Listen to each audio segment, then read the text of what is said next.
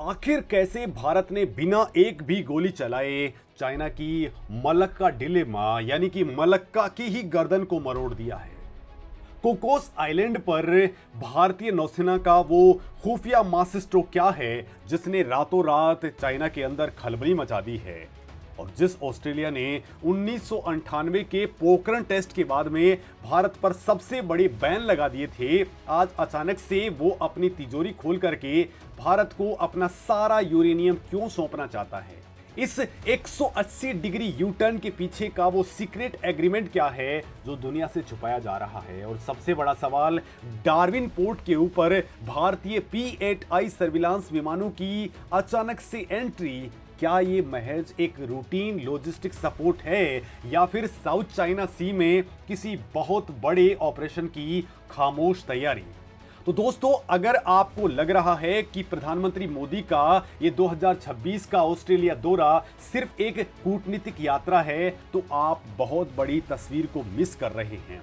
ये कोई आम खबर नहीं है, ये एक ऐसी रणनीतिक चाल है, एक ऐसा छुपा हुआ ग्लोबल पावर गेम है जिसने पूरे इंडो पैसिफिक का नक्शा ही बदल करके रख दिया है। दोस्तों, आज हम जिस कहानी पर से पर्दा उठा रहे हैं वो सिर्फ दो देशों की दोस्ती की कहानी नहीं है, बल्कि ये तीसरे विश्व युद्ध की आहट से ठीक पहले हिंद प्रशांत क्षेत्र के अंदर चाइना के खिलाफ बनाई जा रही एक अदृश्य दीवार की इनसाइड स्टोरी है, जिसके सेंटर में सिर्फ और सिर्फ भारत खड़ा है। और दोस्तों, असली खेल भी यहीं से शुरू होता है। जब भी हम भारत और ऑस्ट्रेलिया के रिश्तों की बात करते हैं तो हमें फ्लैशबैक में 1998 के उस दौर में जाना होगा, वो साल जब भारत ने पोखरण के अंदर अपना सीक्रेट परमाणु परीक्षण किया था। वो अटल बिहारी वाजपेयी की सरकार थी। उस वक्त दुनिया भर में हड़कंप मच गया था, और जिस देश ने भारत के ऊपर सबसे तीखी प्रतिक्रिया देते हुए सबसे कड़े आर्थिक और कूटनीतिक प्रतिबंध लगाए थे, वो कोई और नहीं बल्कि ऑस्ट्रेलिया था। उस समय ऑस्ट्रेलिया ने भारत के साथ में अपने सारे रिश्ते खत्म कर लिए थे, लेकिन आज उसी ऑस्ट्रेलिया ने अपनी नेशनल डिफेंस स्ट्रेटजी 2026 के अंदर अमेरिका और ब्रिटेन जैसे अपने पुराने और पारंपरिक दोस्तों को दरकिनार करते हुए भारत को अपना टॉप टियर सिक्योरिटी पार्टनर घोषित कर दिया है। ये कूटनीति के इतिहास का सबसे बड़ा 180 डिग्री यू टर्न है। तब अटल बिहारी की सरकार थी, आज उसी बीजेपी के मोदी की सरकार है। तो दोस्तों, आखिर ऐसा क्या हो गया कि कल तक जो देश भारत को परमाणु शक्ति मानने से इनकार कर रहा था, आज वो खुद अपने यूरेनियम की तिजोरी की चाबियां भारत को सौंपने के लिए बेताब है। भारतीय नौसेना की वो कौन सी नई ब्लू वाटर ताकत है जिसे देख करके ऑस्ट्रेलिया को भी ये कदम उठाना पड़ गया है।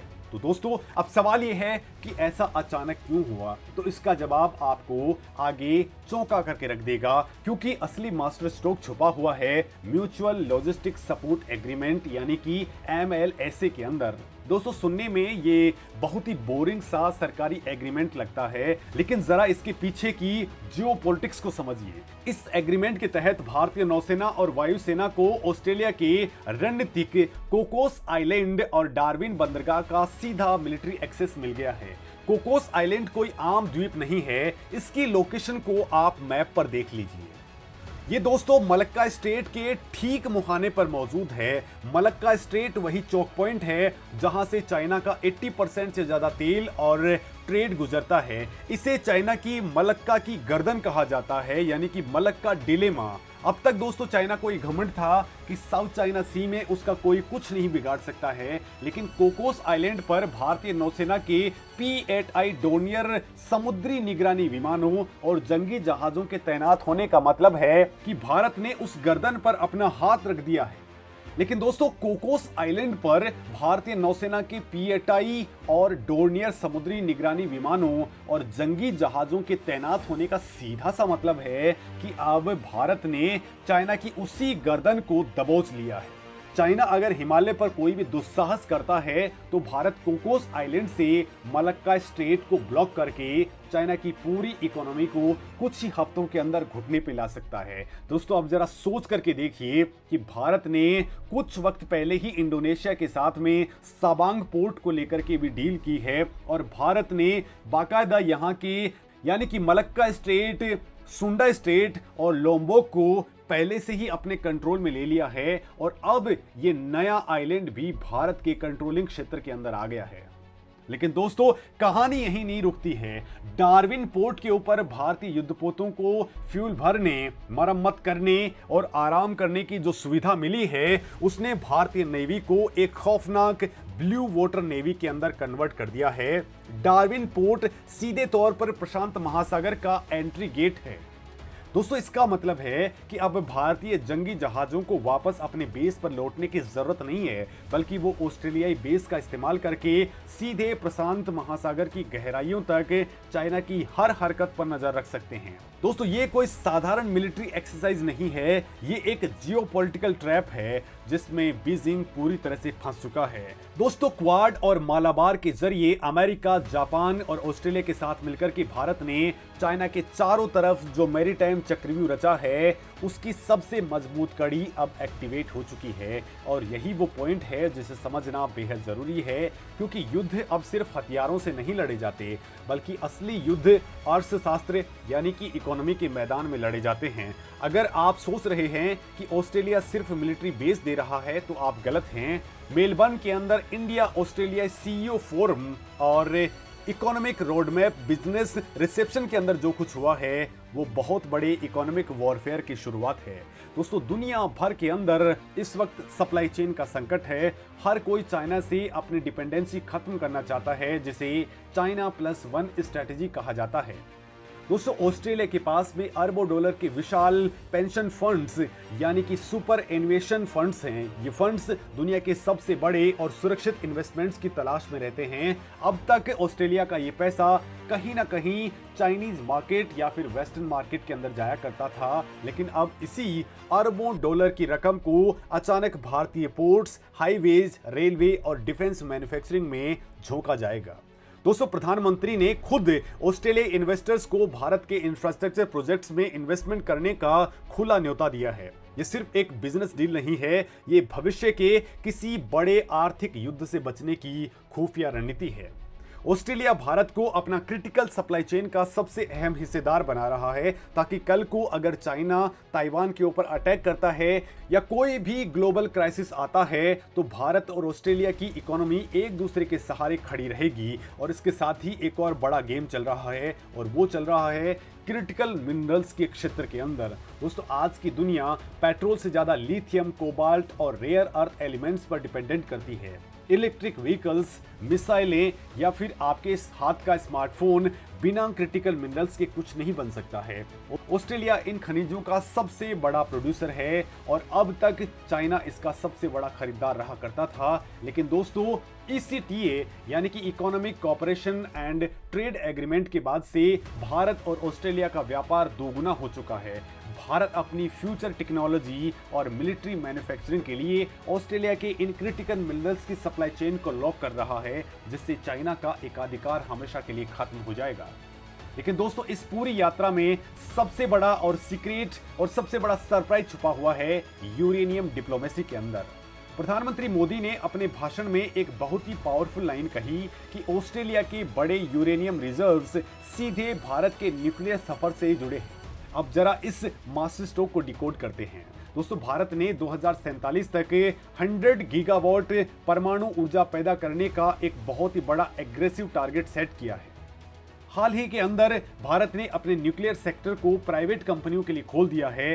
2030 तक 500 गीगावाट रिन्यूएबल एनर्जी और 2070 तक नेट जीरो इमिशन का टारगेट तय करने के लिए भारत को बेस लोड पावर चाहिए, जो सिर्फ न्यूक्लियर एनर्जी से आ सकता है। और विडंबना देखिए, जिस ऑस्ट्रेलिया के पास में दुनिया का 1/3 यूरेनियम है, वो खुद यूरेनियम पावर का इस्तेमाल नहीं करता, लेकिन भारत को इसकी सख्त जरूरत है।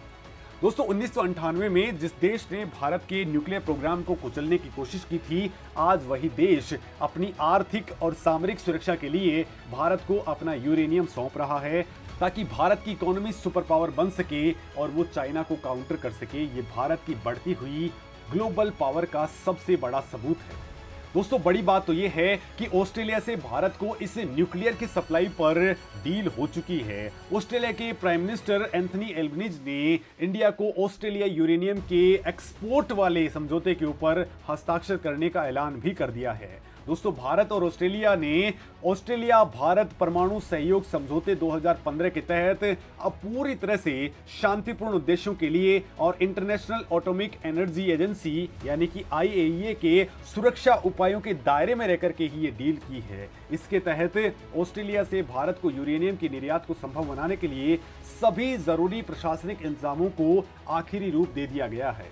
बड़ी बात तो यह दोस्तों कि ऑस्ट्रेलिया ने न्यूक्लियर सप्लायर्स ग्रुप के अंदर भारत की मेंबरशिप के लिए भी अपना मजबूत सपोर्ट दोहराया है।